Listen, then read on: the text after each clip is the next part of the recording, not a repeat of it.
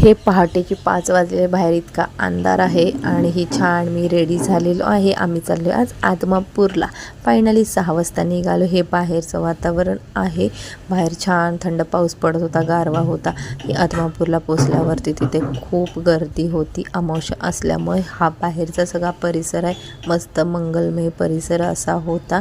इथून आम्ही घेतले नारळ, देवाला फुलं वगैरे घेतलं, मंदिरात प्रवेश केला, देवदर्शन घेतलं। देवदर्शन छान झालं, देवदर्शन घेऊन खरंच खूप शांत वाटलं, मस्त वाटलं। आणि मग हे माझा आहे फेवरेट गजरा घेतला, केसात माळ आणि कोल्हापूरला यायला निघालो। मग वाटेत थोडंसं थांबून चहा घेतला, चहा पिऊन फ्रेश झालं, थोडंसं अजून छान वाटलं, घरी यायला निघालो।